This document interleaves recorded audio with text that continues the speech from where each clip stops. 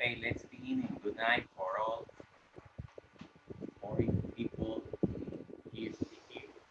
My name is Paul Villacreces, and I represent the pillar elements of PEN, the project management professional of Guayas, Ecuador, or PMI Guayas, Ecuador chapter.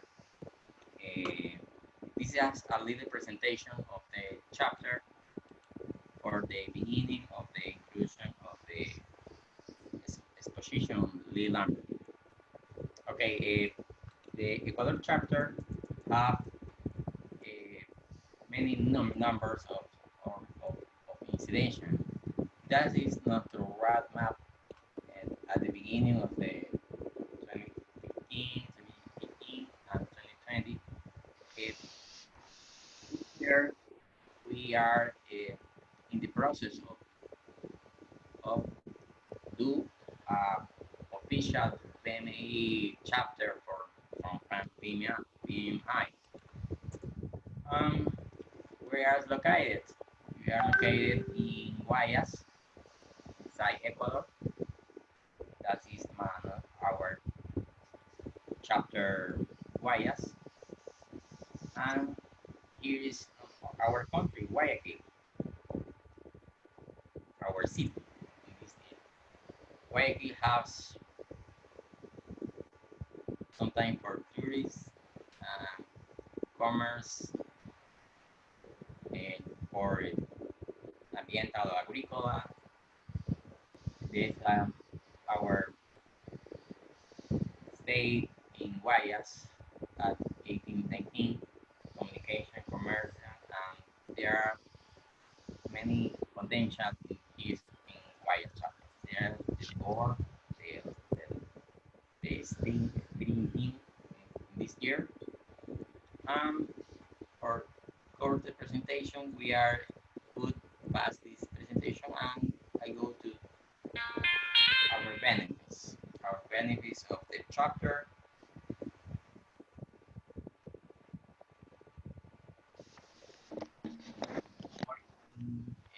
Voluntary webinars. This webinar is only exclusive for members of PMI. There are some credentials for benefits and creation. Adidas, our president, actual president, Jose Luis Gonzalez, president of the chapter. There are many events we are meeting, organizing in all these years.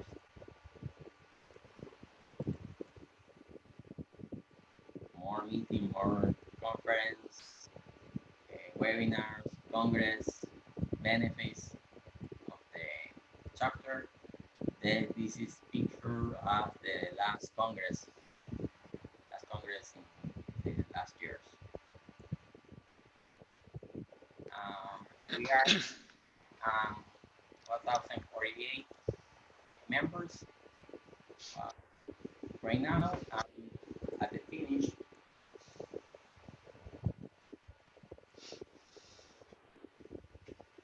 we have our web page similar to the standard PMI.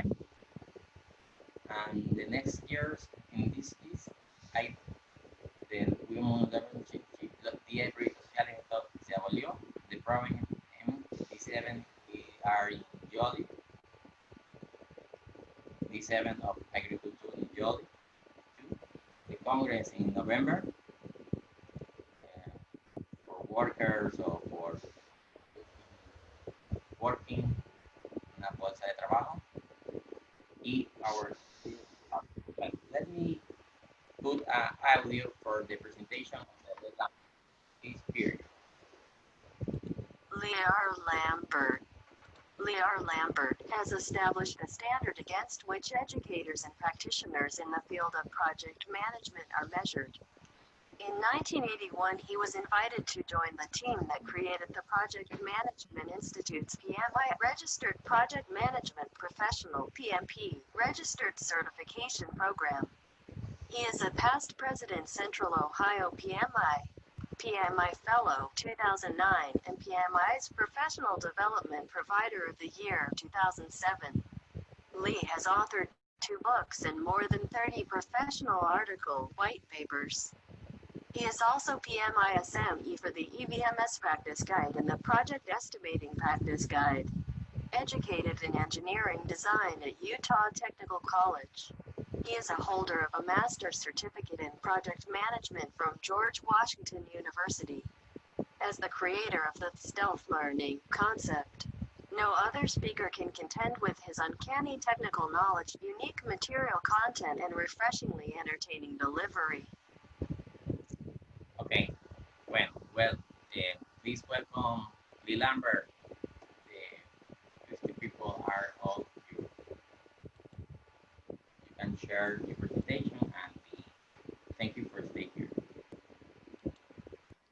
Thank you for that fantastic introduction. I really appreciate that. The only thing I could really take out of it as I think about what was being said is that it makes it pretty clear that I am really old. I've been doing project management since about 54 years now, and I find that it is still something that really excites me, that I feel like it adds value to what I do in my life, and it makes some of the things that I do really worthwhile, like what I'm doing with this world webinar tour. This came up as a crazy idea. I just thought I'd followed some of the things that Richard Vargas and Sunil Prashar had done in PMI, and I thought, well, you know, maybe there's a way I can give back. So we looked at all the topics that seem to be in vogue right now, and this is how we settled on this topic. So far, I started on the 18th of May doing these programs. So far, I've done 21 to over 3,000 attendees. So, and I don't care how big the crowd is. I've done group as small as 15. I've done group as big as 1,100. So my fundamental purpose is anybody who wants to share and gain a little knowledge about some of this information from someone who's been there, done that, got the t-shirt, then I want to share that information with as many people as want to listen. I do want to say about your chapter. Now, I've been all over the world. I've taught people in 23 countries. I have 50,000 students to my credit, but I sadly admit that I've never done anything in South America. So I was really excited when I saw that you all were interested in seeing this webinar. Your chapter introduction, I mean, I got to tell you, as I say, I do work with all the chapters. That was the best darn introduction I've seen. It makes, you know what it did? It made me want to be there. I mean, it was outstanding. And I think that demonstrates the pride in your chapter. And I appreciate that very much. So I'm looking forward to today. Now, here's the thing. We look at this idea of strategy in a lot of different ways, and having been around this world for so long in terms of project management, I've seen it sort of take a center stage and then fall down and then take a center. And now again with Prashara coming in, he has embraced this concept of what he's calling the project economy. It's not a new term, but it's new in terms of the way Sunil Prashara is presenting it to the project management world, if you will. And when I sort through what he says and his writings and the things that they do with Brightline and Ricardo Vargas, and when I sort through all of those definitions and intuitive thoughts about strategic linkage, here's what I come up with. I think they are confirming that everything is a project and everyone is a project manager. I mean, I think what they're saying is everything we do has some tie to some other higher level objective that we're trying to achieve. And I think that's exactly right. I met a guy years ago, back in the 70s, late 70s, in 1980. His name is Paul Dinsmore. He's a consultant in Rio de Janeiro. He's one of only 70 PMI fellows. He and I kind of came up the ranks together. He's from Houston, but he works in Rio. And in about 1981, he authored a book called Managing Organizations by Project. Well, that was the first time I'd really heard that idea that, you know, at the end of the day, all the projects that an organization does really will dictate the success of the organization. And so I was taken by his book. Well, unfortunately, it was ahead of its time. It really didn't. It didn't get great results, didn't get great buy-in from people. They just didn't see that that was the point. Now, later on in 1993, when Lou Gerstner came in to save IBM, they were projecting an $8 billion loss in 1993. When Gerstner came in, he adopted project management. He made a statement to his executives that project management was going to be the thread that held everything together in the new IBM organization. Okay, and then he went on to create a Center of Excellence for Project Management. It was the very first PMO. It's still the benchmark of project management in corporate environments, and proved, by the way, that all of the projects that would be done by IBM were driving the strategy. Well, unfortunately, what had happened is that they had been to accept more projects into the system than they really had strategic objectives that drove them out. And that's why they were beginning to see the potential for loss. And so that's when the idea of projects running the organization rather than the organization running projects began to catch on. And that's when I started to realize just how important it is. So when I think about this idea of strategic linkage, when we talk about the strategic design, remember that the strategic design is accomplished by people much higher level in the organization than you and I, much, and generally speaking, more educated, more experienced. And their job is then to create some kind of a, quote, plan, identifying objectives that are going to move the organization to the next level of performance. So they identify strategic objectives like increased sales, reduced cost, significant improvement in retention. It could be just a plethora of objectives. Well, once this C-level established what they believe to be the corporate objectives for the future, usually a year to 18 months in advance, then does the world of project management begin to take shape.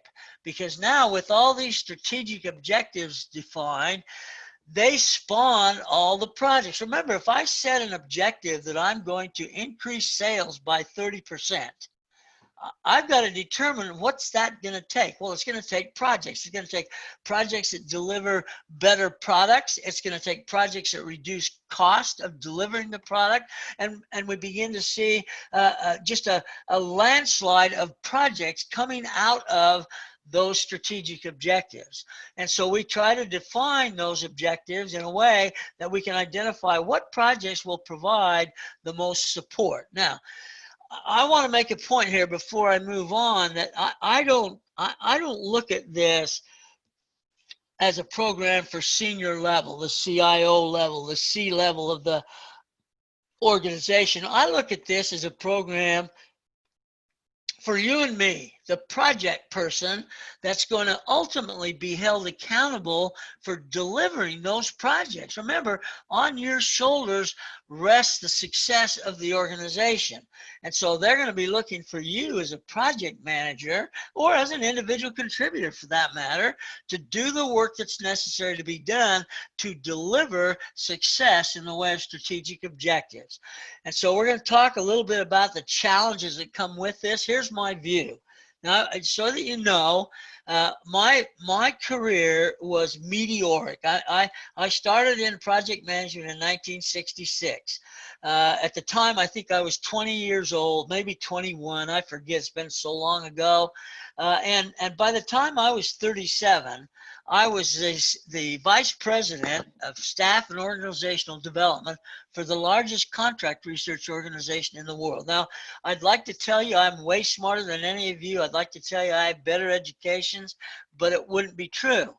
what got me to the level that I got to in a hurry was the very things I'm going to talk about tonight that you can do for the same thing for you. I identified what the strategic objectives were that I could support, and then I made sure they happened. I did what was necessary to deliver success to the C-level, because whatever I made C-level people successful, guess what? I was successful too. So I want to make sure you realize I'm trying to empower you tonight with this conversation to not only be a good project manager, I'm hoping that you're already that, but I want you to be a project manager that impacts strategy, that has a role to play strategically. Okay, so listen up, see if I can take you for a ride. Now, speaking of a ride, we know that there's lots of different kinds of projects.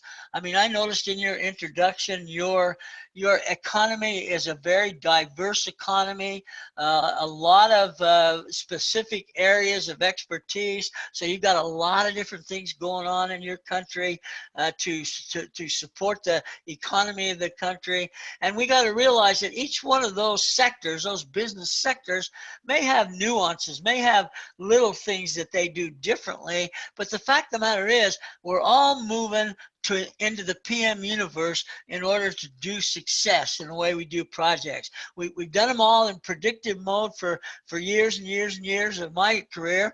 Predictive is the way the PMBOK of today is organized. 95% of the PMBOK is based on predictive model. And then along came the Agile model. The Agile has taken the world by storm. The IT environment were not satisfied with waterfall and the way they executed their projects. They were looking for better ways to effectively deliver more usable product in a shorter period of time. And out of that search came the idea of Agile or hybrid, which is a combination of the Agile and the waterfall methodology. So those two methodologies are out there, all of them driving towards the center of the universe, in that is that we want to deliver better projects faster. And that's our goal. That's our objective. Now, the problem we face is nobody really teaches you, at least I can remember back when I was probably some of your age, and I understand that some of you, when I started in '66, weren't even born yet, so I understand that. But the fact of the matter is, if you're in this business, you really need to understand what strategy is, because it is a key element of your ability to be successful in project management. So when we look at strategy, all we're really saying is, what are the things we have to do to assure continuation of success or expansion of success of our organizations, so that those projects become supportive of the strategy. So somewhere along the line, these important decision makers have to determine, where is it we want to take this organization. And you see companies change. IBM is a classic example. When Gerstner came in and they're projecting an $8 billion loss, guess what he did? He looked across the spectrum of projects and eliminated 55% of the projects they were doing. His basic opinion was, we're doing too many projects, we're spread too thin, we've lost focus, we're not driving the organization where it needs to be. And within almost 4 years of that change in strategy, IBM was once again the most important company in the world in many people's eyes. Now, you remember, one of the things I use as an example is, if you remember back in those days, the IBM ThinkPad was the best thing going in terms of portable computation. Okay, well, when Gerstner came in, he looked across the spectrum and he said, I don't really think there's that much future in the ThinkPad. I don't think it's adding that much to the organization. And so what did he do? He sold the IBM ThinkPad to China. And so now it's called Lenovo. That's a massive change in strategy. But those kinds of changes turned IBM around. Organizations today need to plan in the same way. What is it we need to do to, one, sustain our capability, and two, make changes, make pivots when it's necessary to capitalize on the environment? So we got to understand what strategy is. It's an important piece. It drives everything we do. So if I don't understand what it is, I'm going to have a hard time understand connected to it. So here's the way you find out. When you get if you all are using the PMBOK methodology, which it sounds like you probably are, you know that when you get a project as a project manager, along with that comes a charter document. And that charter document gives you the basics of what you need. Not nearly enough information to actually execute the project, but it gives you enough to get started. One of the things that's not been on that charter document, at least the ones that I've seen, is an area where it allows you to ask the sponsor of that project, what strategic objective does this project support? That's a simple question. What strategic objective does this project support? Now, I got to tell you, if that individual said, well, I don't know, then the next question is, well, why are we doing this project then? If we can't determine what value it's adding, we don't have enough resource. We just do lots of projects. That's what IBM had gotten caught up in. They were doing projects for project's sake. Now we're saying we need to do projects that add value to the organization. So find out what your strategy is. Ask that question. I used to tell my students that one of the key attributes of a good project manager is how many questions you ask. So I used to tell them, ask questions, keep asking questions until someone asks you to stop asking questions. Because now you know you're unearthing information that you need to have. But instead, in today's environment, we have a tendency to just put our head in the sand and just do it. Whatever you say, boss, I'm going to just do it. I'm not going to ask questions. I'm not going to challenge your thinking. I'm not going to worry about the strategic support. I'm just going to do it. Well, that's just not a professional way to do projects. Now, I don't know how many of you are PMPs. I didn't catch that data point. It was going kind of fast. But the fact that you become a registered or credentialed PMP implies that you are doing what you should be doing for the profession. And one of the things you shouldn't be doing is sticking your head in the sand. You need to be aware of what's going on, aware of the value of your project and how it's going to support the organization. So stay alert, stay in tune, stay on top of the opportunities that you have. Because here's the problem you're going to deal with, and I'm going to tell you how to deal with this. Every project. Now, when we got this C level, we got CIO, CFO, COO, C everything, okay? And each one of them creates their strategic portfolio, and then we try to execute all of those strategic efforts. Well, unfortunately, we have more strategic elements defined than we have people to execute them. So when we start to water them down into projects, what we end up with is more projects than we have people. This is driven by the matrix organization, where when we get a project, we have to go borrow resources from the silo, the engineering, scientific, quality, whatever the silo is, we have to go borrow resources to support the project. Now, see, this was one of the beauties of the olden day project management. When I was a project manager at GE, when I got a new project assigned to me, along with that came a team of people dedicated to that project.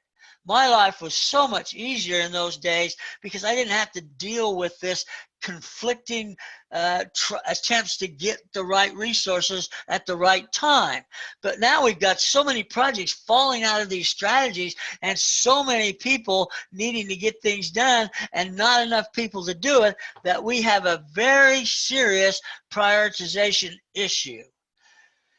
So when you look at your project that you've been assigned, when you can identify what strategic objective it supports, you have now identified what inherent leverage or empowerment you may have to impact resourcing decisions. Because if your project is number one on the hit parade, it's the hottest thing going, then there's a much higher probability that you're going to get the resource you need when you need it than it is for someone who's 10 projects down in the prioritization.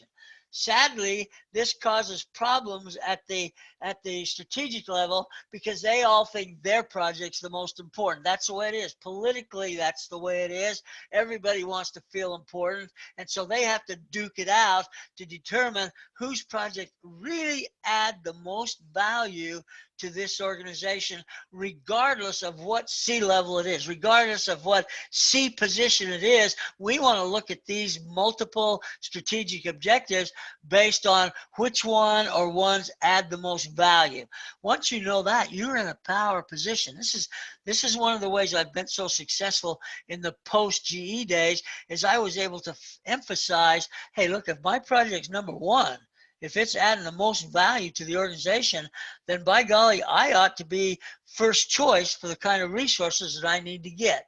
So that's an issue that really will empower you. It will enable you to have a lot bigger impact on how you can get people assigned to your project. Now, unfortunately now, because we do have more projects than we have people, instead of prioritizing and putting the right people on the right project, we don't prioritize and we put all the people on all the projects, and they're all spread too thin. And just like IBM, they're ended up doing nothing that adds substantial value. They all keep busy, they're all working hard, but they're not adding any value. That's because they've disconnected the project from the strategic objective.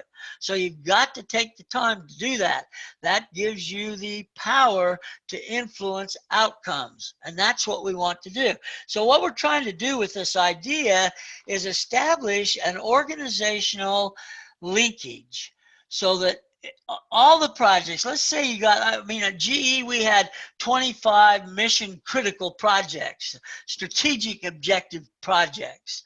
And we wanted to link all them together so that when anything happened on one, we could immediately assess the impact on the other so that we could balance all those, keep all those balls in the air, if you will.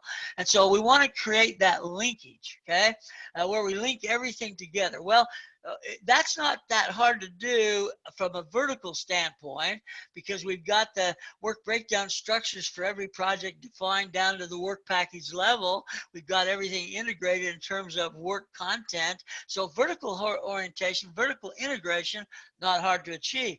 The challenge comes in the matrix setting when we look for horizontal integration. And this is that area where we've got two strategic objectives fighting for the same resources. Well, when we have a horizontal integration, we immediately know which one of those should take priority because it's a higher level strategic objective. We do that by having an automated system. We do that. We can't do that by hand. Let me give you some insights to show you how different things have become. When I took my first job, it was for a company called Chicago Bridge and Iron. Now, they didn't build bridges, they didn't work with iron, and they certainly weren't in Chicago. They were in Salt Lake City, Utah. My first set of tools from a project management standpoint was a book of Smoley's tables, okay, and a paper and a pencil. That's it. That's what I had. Well, boy, have we come a long ways. Now we have project portfolio management systems, fully integrated, totally occupational, and now we have that available to us.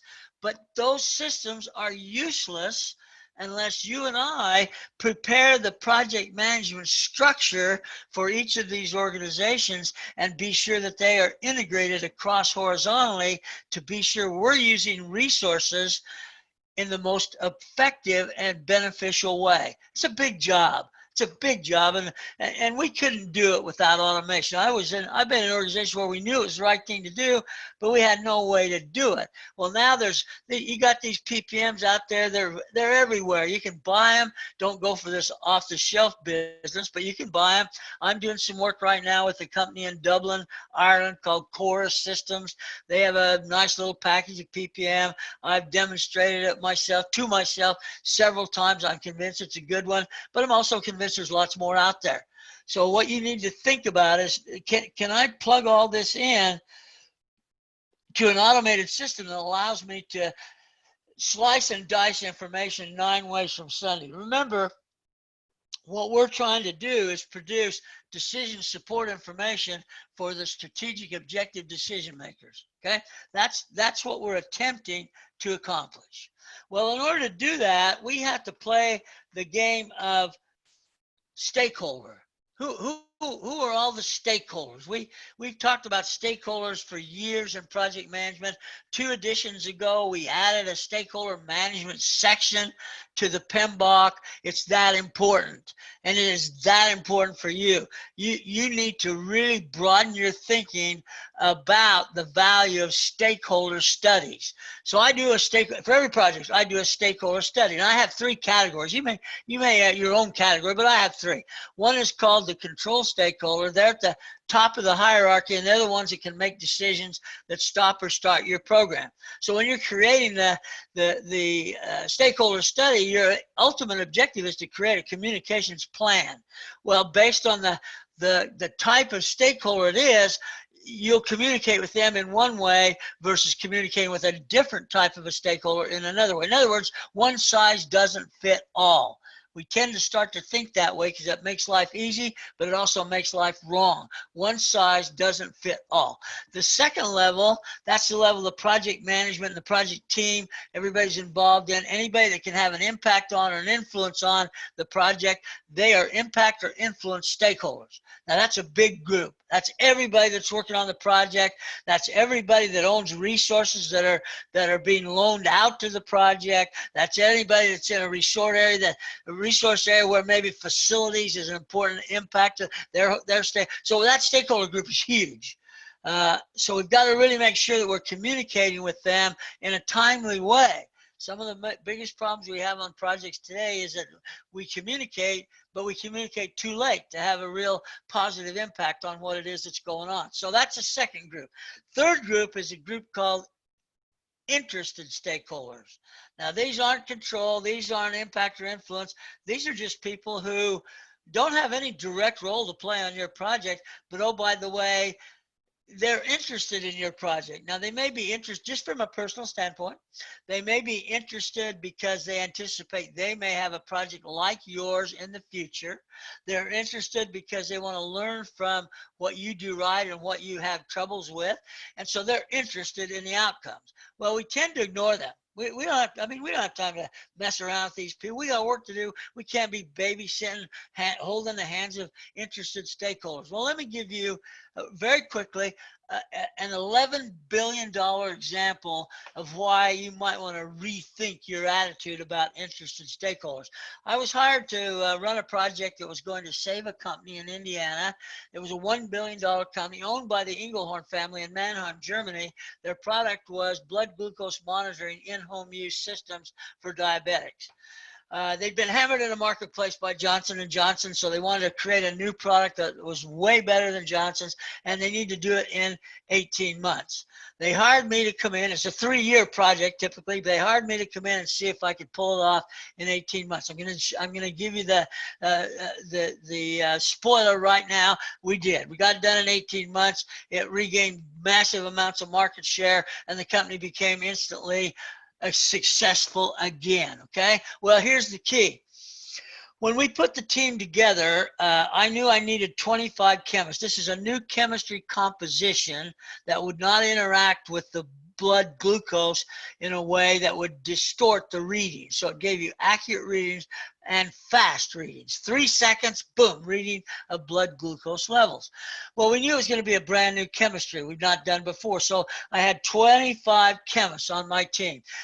The organization had 100 chemists. So there were 75 chemists not on my project. Now, they were offended by this. That we've been there 20, 30 years.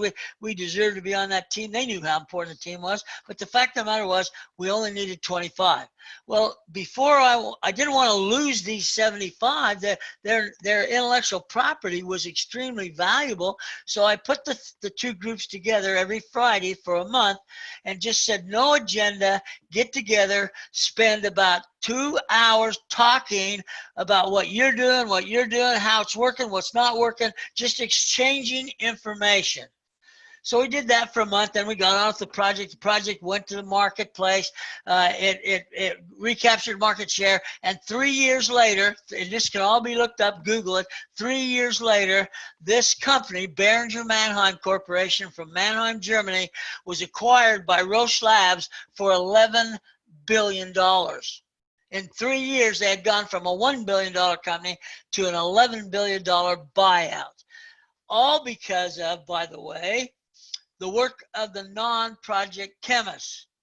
It turns out that when we finally came up with the chemistry composition that was necessary to go to market, it wasn't my chemists. It wasn't my project chemists that developed that.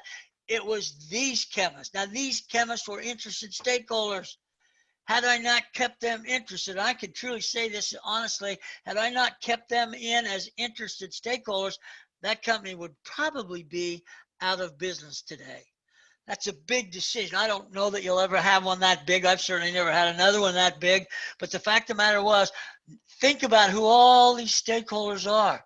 And think about it in that way, okay? So those are the idea of stakeholders. Once you have all that put together, now create a stakeholder study that says to whom you'll communicate, in what form and format, how often, what feedback. All of these things are important. Project management is keyed upon communication. I mean, that's what we produce, decision-informed information, so we want to communicate it to the right people. Well, in order to do that, we've created tools, because we know we can't do it with paper and pencil like I used to do. You can't look up trig functions in a Smalley's table. You never get anything done. So we created tools, too many. I'm here to tell you, too darn many tools. We spend more time doing tools than we do doing projects. So I'm going to give you a 3-tool reference. Okay, it doesn't say it's the only ones you can use, the only ones you should use. Your organization might be dictating to you what you use, but here's the 3 that I say you must have in order to stay connected to the strategic objectives. You must have a completely, thoroughly developed work breakdown structure. Define down to the lowest level, assign resources, assign costs, assign time, everything. I call the work breakdown structure the foundation of all things project management. Everything we do in project management has a linkage back to the work breakdown structure. That's number 1. Number 2, as an output of the work breakdown structure, we can now create a critical path schedule. Now, PMI prefers the precedent diagram methodology, and it basically is just a simple way to show output-input relationships from the start to the finish. And when you're all done, you do a forward pass and a backward pass, and now you know where the critical path is, the path that has no float. Unfortunately, depending on how you look at it, in 100, if I have 100 work packages, only 15 of those will be on the critical path, meaning I have no flexibility whatsoever. They must be done when they say they'll be done to support the strategic objective. That also means there are 85 work packages that have float, that have the ability to move in the organizational environment as long as you don't impact the critical path. You've got the flexibility to make those moves. You don't have to have a conversation with the strategic objective owner. These are your work packages with float. That's number 2. And number 3 for me is the risk management. I need to exercise thorough risk management, especially on critical path activities, but on any of those activities that are close to the critical path, I need to do that. Now, this is an area that's, I think it's done halfway. I mean, I've seen it done well, but then oftentimes if I ask to see, are you doing work, are you doing risk management? Oh yeah, absolutely. We spend a lot of time on it. I say, well, can I see what you're doing? They rush to me with a risk register. It's a beautiful thing. A risk register. It's got all these risks identified, and it's got a name out to the side. And I said, well, this looks good. I said, what do you do with this? They said, oh, well, nothing. We just add more risk to it as it comes. No, the risk register identifies those things that need to be done to not get disconnected from the strategic objectives. So use risk management, identify the event, identify the probability, identify the impact, decide how you're going to deal with it so that you are minimizing the impacts on the strategic objective. Those tools are important. Now you'll notice the tool got the toolbox got too full. I had to leave one tool out, and that tool is common sense. This is the piece that's missing. I actually wrote a book called Project Management, the Common Sense Approach. And I really don't believe we use much common sense these days, but I've left that on the table. I just don't have room for it in the box. So when push comes to shove and you're not sure, let common sense be your guide. I think you're going to be happy with what comes from utilizing common sense. Okay. Now I put this in just to make a remembrance of how it used to be. Now some of you are old enough, like I am, that can remember when we had an IT project in our organization. It was done by people who resided in the waterfall group. It was always done in waterfall methodology. That's the way we did it. Well, in today's world, you'll still find waterfall. Don't get me wrong. I mean, Agile's made a big impact, but it hasn't eliminated waterfall. But if you go into, and I used to do a lot of work for the LDS Church out in Salt Lake City, and they got into this battle between waterfall and agile, who was best, and they literally almost had wars with one another. Well, they set up two camps. They set up a waterfall camp and they set up an agile camp, and then they let them sort of not compete with one another, but let them do their thing individually. What you find when you go into an organization when there's still a waterfall group, what you're going to find in that organization are a bunch of really old people like me, because it's kind of the old dog, new tricks. Most of the waterfall people of old, they don't want to make a transition to agile now. They don't want to become scrum masters. They want to just keep doing what they've been doing for years, and there's still a place for them, because what we've learned is that they've now created sort of a hybrid that says we're gonna do a lot of stuff with agile, but you know what? We're still gonna use some components of the waterfall predictive mode. We're gonna call that a hybrid. So they're not going away, but there's certainly a lot less emphasis on them than there has been before. What we find ourselves in now, excuse me, is we're all sort of playing a game of rugby. If you've ever, I don't know in South America if rugby's a big game or not, certainly not here in North America, but in South America it may be. In North America, rugby is very much like American football, except with no pads and no protective gear. And so just like with football, it's a rough game. Well, in Agile, they've created this thing called a Scrum, taken directly from rugby, by the way, that relates to it in the same way. So in Agile environment, the ball represents requirements, and somebody throws that ball in the middle of the scrum. That's what all these people around each other are, and they all start hitting and kicking and biting and scratching, and eventually the ball squirts out. Somebody picks up and runs forward with it until they're caught, and then they have another one. Well, that's the way Agile works. That's the way Agile works. We have scrums, we have sprints, we have daily stand-up meetings. We're looking at ongoing evolution of requirements. This was the biggest, well, it still is, in a predictive mode, the biggest complaint my project management students have is that when they get a charter to do a project, the requirements that are given to them are inadequate, are totally inadequate. And so they have gone to this, they've embraced this idea of evolutionary requirements definition that's the mainstay of Agile. So Agile's here to stay. Will it ever be done on production or construction or those kinds of projects? Probably not. Maybe components of it, but probably not. I think predictive will always be there for those kinds of projects, but Agile has taken the IT world and related by storm. And every organization is looking into or has already adopted Agile as their primary way of getting IT projects done. And I'm okay with that as long as we can understand.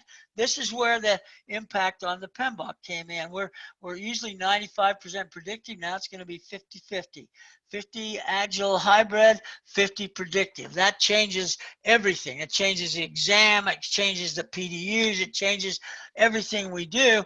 But that's necessary. Change, if you're going to try to work somewhere where there's not change, get out of town, because there's not going to be a place for you.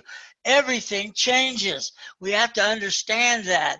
And people need to recognize that. One of the best-selling books of all time was written by Dr. Spencer Johnson, entitled Who Moved My Cheese? Because everybody gets used to something, and the next thing you know, it changes.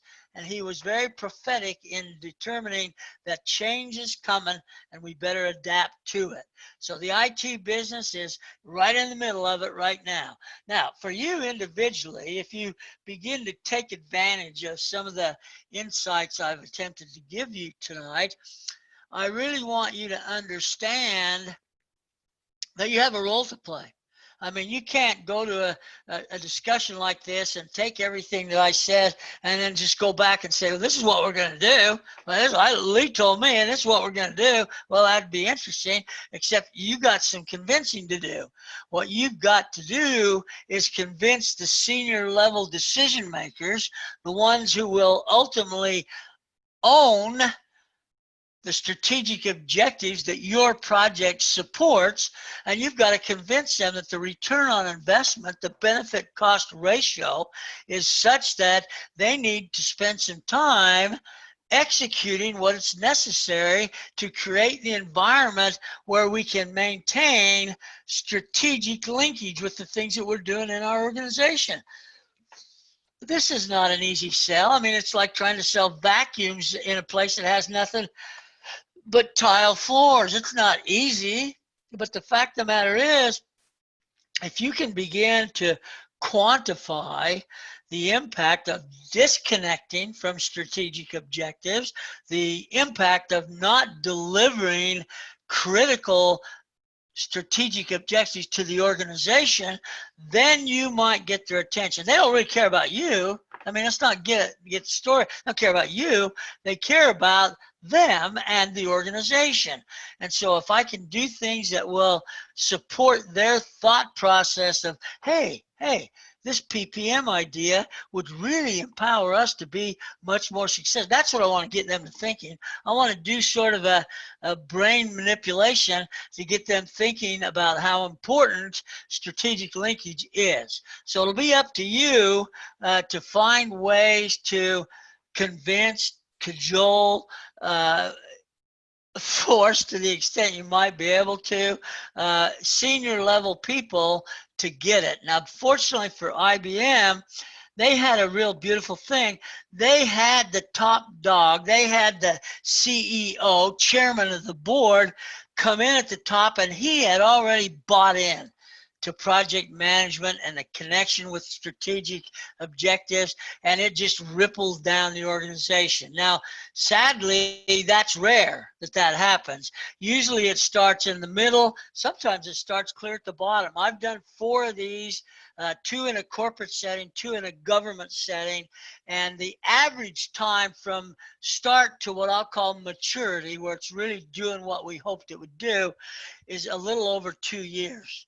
One took 4 years. One was extremely hard. This is a government one where politics entered into it much more effectively, but over 2 years is the average. So it's not going to happen fast. You can't make guarantees, but you do need to understand that as it evolves, as it develops, not only you're going to become way more supportive of the work, but the individual contributors, those poor people down at the work package level who ask themselves when they go home at night, why am I doing this? What role is it I'm playing in your? They're going to know the answer to that question.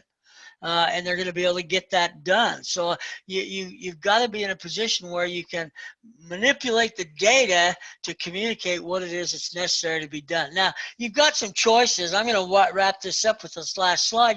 You've got some choices to make. It may take you some time, depending on your confidence in your sustainability in your position. You may want to take it a little easier than I did. I never took it easy. I was what they call passive aggressive. I'd get my way and we'd get all done and people go, how do you do that?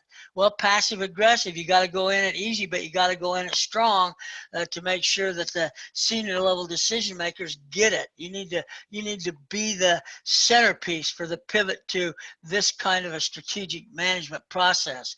And so I did that. Some people didn't. Some people that I worked with chose not to. They chose, but because it's a little bit of work. I mean, if it wasn't work, they wouldn't call it work. If it was easy, they wouldn't call it work. It's not easy. But what these folks did, and these were good people. I knew these people. They were qualified. They were educated. They were intelligent. But they took the low road. They decided, no, I'm not gonna continually make changes without any direction. I'm not going to continue to support things that I don't believe in. And we know that there are projects going on in your organization that you go home at night thinking to yourself, why are we doing this project? This project has no value to the organization. But the problem is you don't ever tell anybody that. You don't tell those strategic objective owners, those C-level people, that the project you're working on is wasting a lot of people's time and a lot of resources, because that's risky. That's risky. We have to have jobs. I mean, a baby needs shoes. We got mortgage payments. We got the BMW, or in Germany, you got the Mercedes. So you don't want to take a chance. Well, I threw those risks to the side and bet on the come and was successful. 9 times out of 10. Was I removed from a job ever? Absolutely. Absolutely, twice. I was asked to move on twice because the people that were in the strategic objective category, that were managing those categories, could not take the truth. And eventually I was asked to move on, which I did. I'm not gonna beat my head on a dead horse.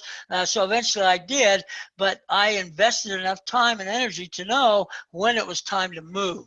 So you can't give up. You got to keep trying. Once you decided I've given it my best shot and it isn't working, then maybe you open your eyes to other opportunities. But I want to make you successful within your own organization.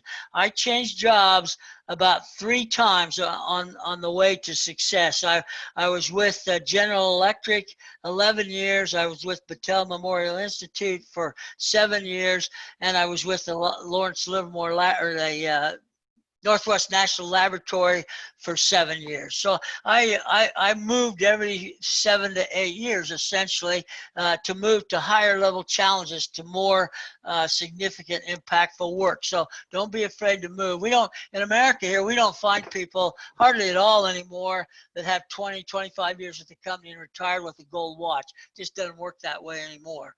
So think about that. Think about what I've said tonight. I've said probably 2 days worth of stuff that for work for you to do, but the fact of the matter is it ain't brain surgery. It's a matter of looking at what needs to be done and then setting your objectives out to do the things that need to be done. All right, that's all I've got for a formal presentation. I'd be happy to answer any questions you might have on this topic, or any other topic for that matter, but I'll be happy to hang around and see if you've got any questions.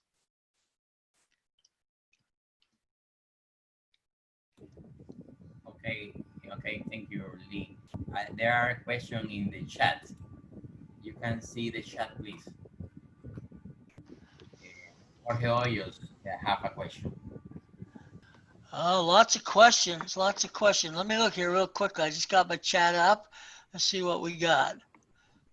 Get rid of that darn thing. Okay. Well, there's a pretty interesting right here up on the top.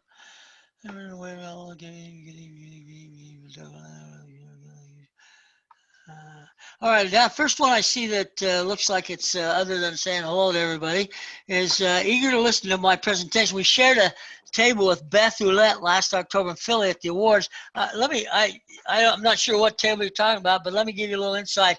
Beth Ouellette is an extremely good friend of mine.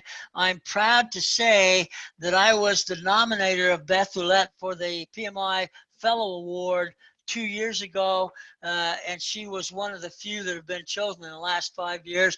Beth rocks. Beth is one of the brightest most focused young ladies I've ever seen in the profession. So you were fortunate to get a chance to exchange information with her. I know she does a tremendous amount of work in Latin America, and I miss her dearly. She's a wonderful friend. All right, let's see what else we got. Please, enable you speakers for the question and file presentation.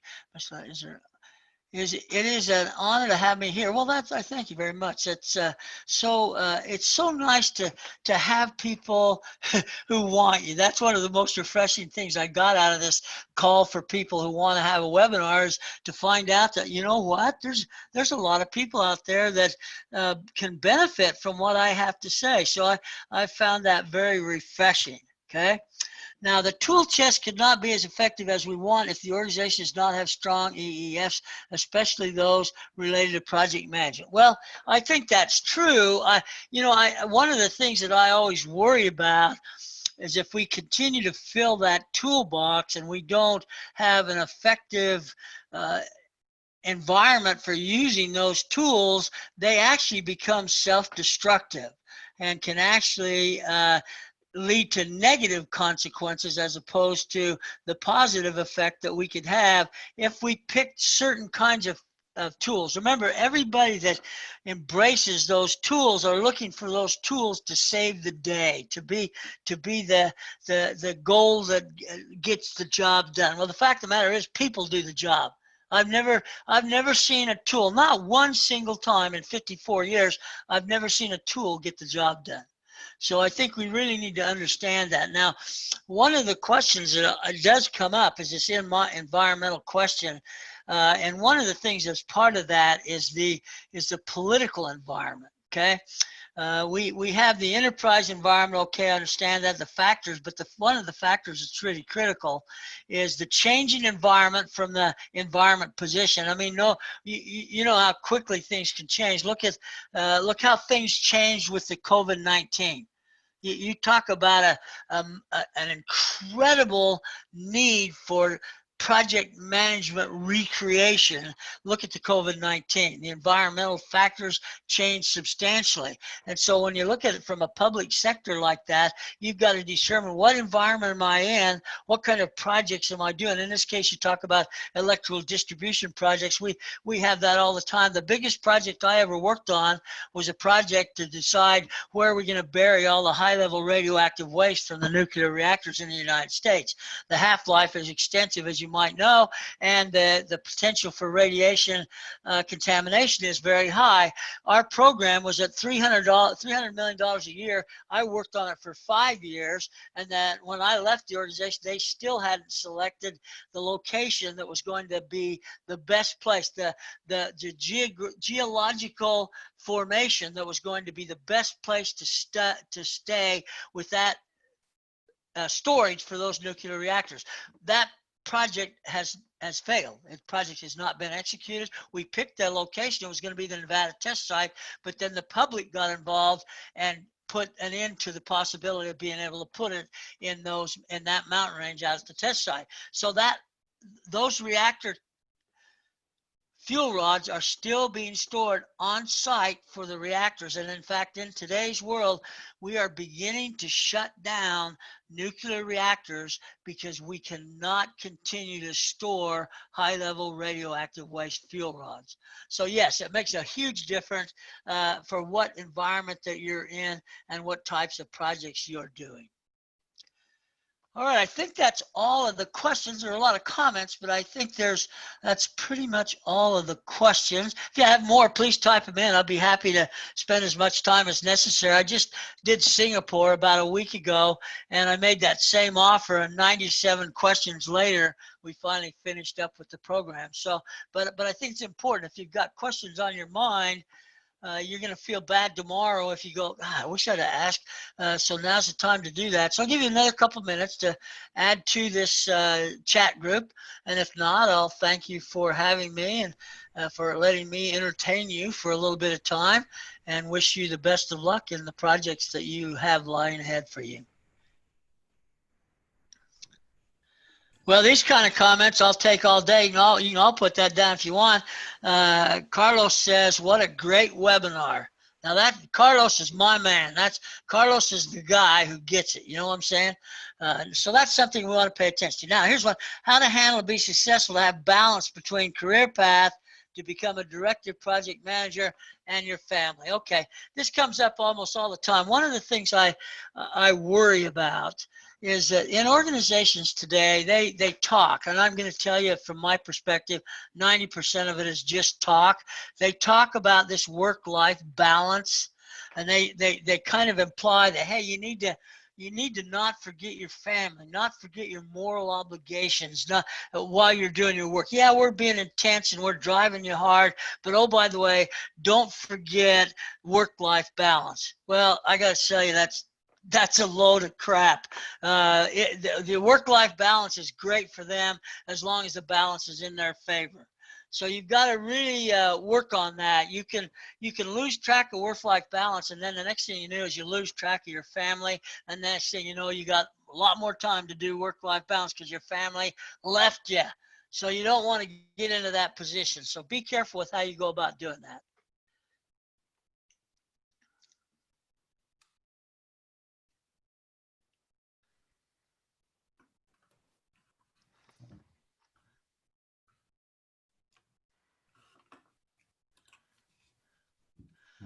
Again, thank you for being here. Thank you for taking the time out of your schedule.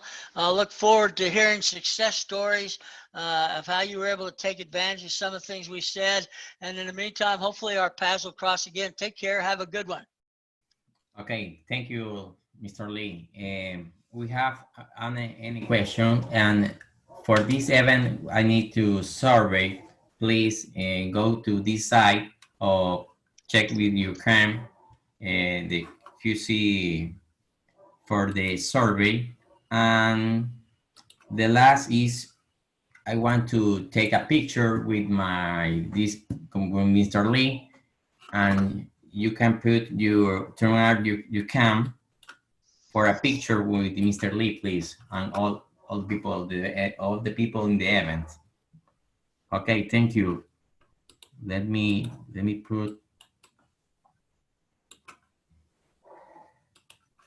Okay, let me here turn on my cam. Okay, everyone, if can turn off your video cam for a picture, please. Okay, Gloria, thank you. Josue.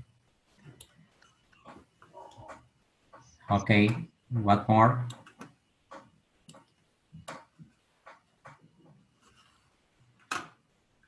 Stefania, thank you.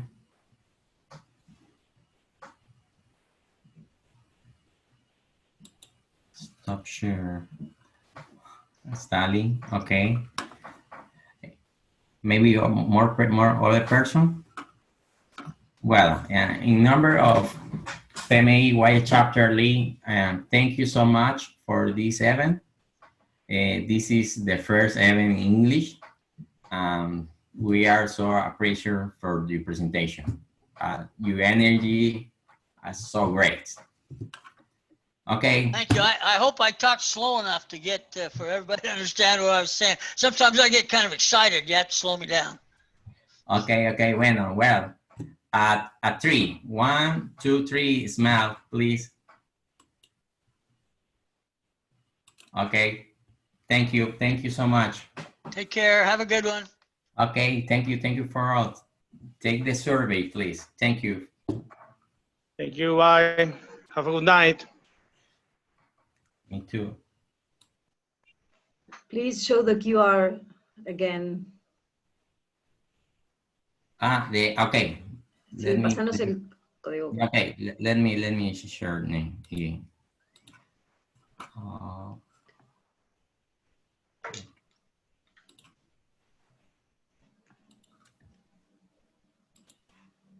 Sure.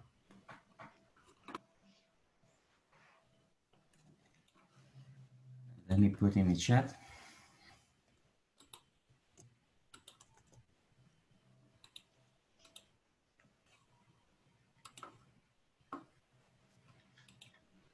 This survey is very important for us.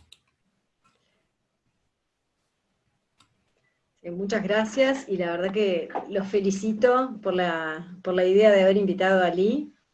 Creo que Lee ya no está, ya se desconectó, si no lo digo en inglés, a ver.